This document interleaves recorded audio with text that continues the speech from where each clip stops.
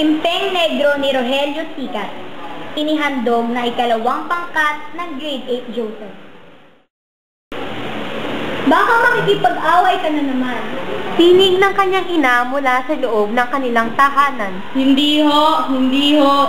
Ang tanging isinagot niya dahil parati na lang niya itong naririnig at siya'y inaantok pa. Dumaan ka kay Aling Taba mamayang pag-uwi mo. Bumili ka ng gatas si Boy, wala nang kasi. Utos ng kanyang ina.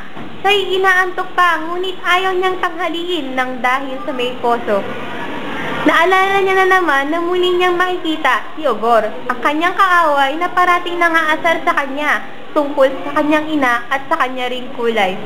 Nang siya'y pumasok, nakita niya ang kanyang ina at hinanap niya ang kanyang damit na isusuot.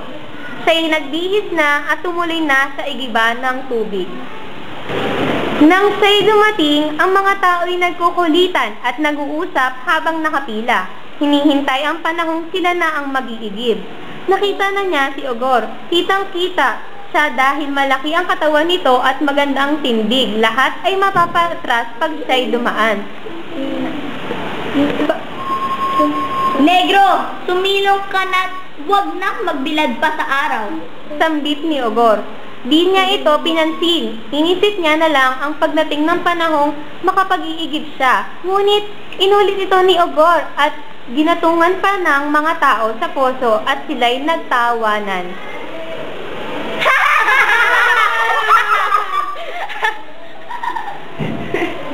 Pagkatapos ng ilang saglit, sa wakas, si Impen na siya'y makakapag-igib na.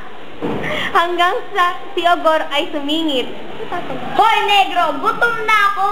Ako muna! Sambit nito. Ngunit kararating mo pa lamang. Sagot ni Impen. Sabi nga ko muna, Negro eh! Uwi na ako.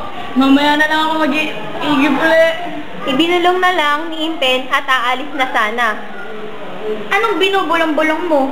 Sambit ni Ogor at tinisod si Impen. Dahan-dahan siyang tumayo, tumindig at binanggit ng paulit-ulit ang pangalan ni Ogor. Ogor! Ogor! Ogor! Diyan niya, pinalampas ang pagkakataon at sinipa na niya si Ogor. Gumanti na si Ogor, ngunit hindi nagpaawat si Impen dahil habang tumatagal, siya'y lumalakas at nagaganahan dahil lahat ng kanyang pagtitimpi ay nalabas niya na rin. Nagpagulong-gulong sila at pinaulanan na ni Impen ng suntok si Ogor. Impen!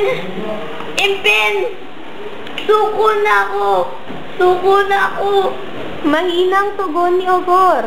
Lahat ng tao sa poso ay napatigil at napatulala. Di makapaniwala sa nakita habang si Impen naman ay lumuluha, buhat ng kasiyahan at pagkapanalo. Sa ilalim ng araw para siyang isang mandirigmang sugatan, ngunit matatag at nakatindig pa rin.